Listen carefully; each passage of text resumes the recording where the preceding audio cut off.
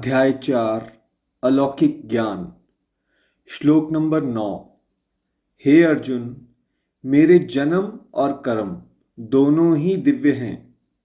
जो इस बात को वास्तव में जानता है वे देह त्यागने के बाद पुनः जन्म नहीं लेता, बल्कि मेरे नित्य धाम को प्राप्त करता है। जय श्री कृष्ण डिवोरीज। भगवान जी इस श्लोक में हमें समझा रहे हैं कि उनका जो अवतार होता है, राइट, अज्ञानी मनुष्य को सब कुछ साधारण लग सकता है, लेकिन भगवान के अवतार में जिनका जन्म है, जो लीलाएं हैं, सब कुछ दिव्य है।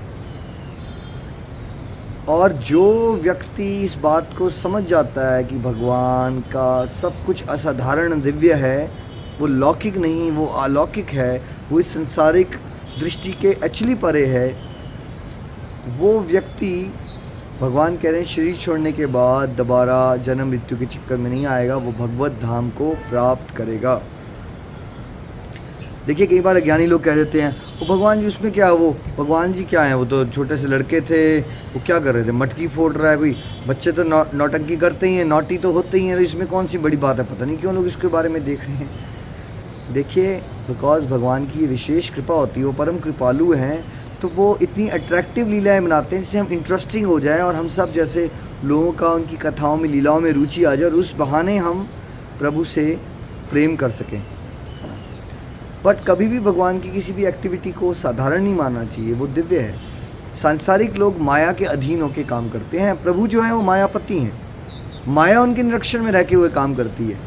और जो प्रभु की स्पेशल दिव्य लीलाएं होती हैं, वो प्रभु की स्पेशल पावर कहते हैं उसको, जिसको कहते हैं योग माया। वो योग माया के अधीन होती हैं।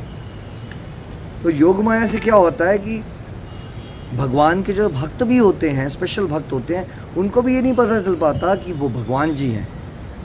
वो इसलिए होता है ताकि वो भक्त जो हैं भगवान में पूरा हक जता सकें। जैसे यशोदा मैया को लगता है कि कृष्ण तो मेरे बेटे हैं, तो मेरा हक है कि मैं उनको डांट लगा सकूं, छड़ी उठा के मार सकूं। सखाओं को लगता है कि हम उनके साथ खेल सकते हैं, राइट, उनके साथ लड़ भी सकते हैं। ये योग माया के अधीन है। वो इसलिए ऐसा हो रहा है क्योंकि अगर उनको भगवान का ऐश्वर्य पता चल गया, जैसे कि एक लीला में जब यशोदा मैया ने एक बार कहा, माटी कहाँ है, खोल खोल, तूने माटी खाई है, और भगवान जी ने जब मुंह खोला और यशोदा मैया को ब्रह्मांड दिख गए, वहाँ पे कुछ देर के लिए भगवान की ऐश्वर्य शक्ति जब प्रकट हो गई, तो आप सब जानते हैं कि यशोदा मैया को क्या हुआ, चक्कर आ गए। क्योंकि शुद्ध प्रेमा भक्ति के लिए ऐश्वर्य वाला रूप साइड पे करके योग माया क्या करती है, ऐसा प्रतीत करा देती है उस भक्त को, ये भगवान नहीं, ये मेरे बेस्ट फ्रेंड हैं, ये मेरे लवर हैं, ये मेरे फादर हैं, ये मेरे मदर हैं, जिस रूप में आपने रिश्ता जोड़ा हुआ है, राइट। तो भगवान की सारी एक्टिविटीज़ योग माया के अंतर्गत चलती हैं। अब देखिए, संसार में हमें कुछ तो सोचना ही, दो ही ऑप्शंस हैं हमारे पास। या तो हम संसारिक गतिविधियों के बारे में चर्चा करेंगे, ओ यार वो उसने कितना पैसा बना लिया, यार तूने उसका देखा कितना बढ़िया घर बना लिया उसने, यार उसकी गाड़ी देख, यार उसके, वाह यार। या तो हम लोगों के बारे में बात करेंगे, चीज़ों के बारे में बात करेंगे, अपनी प्रॉपर्टी के बारे में बात करेंगे, अपने बच्चों के बारे में बात करेंगे। तो धीरे धीरे हमारी अटैचमेंट किससे होती जाएगी, फिर संसार से होती जाएगी। ऑप्शन नंबर 2 क्या है, जो विरले लोग कर पाते हैं, अब भगवान से जुड़ी हुई बातें। अच्छा, पता है भगवान ने उस कथा में, उस लीला में क्या किया था, भगवान ने तो अपनी छोटी सी उंगली से ही गोवर्धन को उठा लिया था। क्या हुआ था गोवर्धन लीला में, अच्छा, इंद्र भ्रमित हो गया था, इंद्र में अहंकार आ गया था, तो भगवान ने इंद्र का अहंकार तोड़ने के लिए छोटी उंगली से गोवर्धन को उठा लिया, और इस तरह से इंद्र का अहंकार भी टूट गया। अच्छा, भगवान ने तो कालिया नाग पे ऊपर चढ़ के डांस भी किया था, और अपने राम अवतार में उन्होंने ये किया था। तो या तो आप इस तरह की बातें सोच सकते हो जो भगवान से, अब ऐसे बातें सोचोगे, इस तरह के टीवी सीरियल देखोगे जो भगवान से जुड़े हैं, इस तरह की कथाएं सुनोगे, ऐसे फ्रेंड्स बनाओगे जो भगवान से जुड़ी कथाओं के बारे में चर्चा करते हैं, भगवान का नाम जपने की आदत डाल लोगे, तो क्या होगा, आपकी धीरे धीरे भगवान से अटैचमेंट होना शुरू हो जाएगी। तो जिसकी भगवान से अटैचमेंट हो गई है, भगवान की दिव्य लीलाओं से, उनकी कथाओं से, उनके रूप से अटैचमेंट हो गई है, तो सिंपल सा मतलब है कि आपने अपने लाइफ के ट्रू पर्पस को एक्चुअली समझ लिया और आप उसमें सक्सेसफुल हो गए।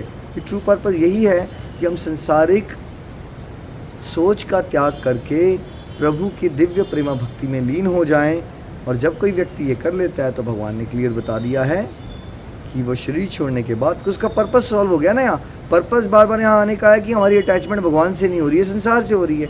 बट अभी संसार में रहते रहते अगर आपने अटैचमेंट भगवान की लीलाओं से, उनकी कथाओं से कर ली, उनके रूप से, नाम से, तो आप सक्सेसफुल हो गए। जिस पर्पस के लिए आए थे वो पर्पस मीट आउट हो गया, है ना। जैसे अगर आपने एग्ज़ाम निकाल लिए क्लास 6 के, तो अब आप क्लास 6 में थोड़ी रहोगे।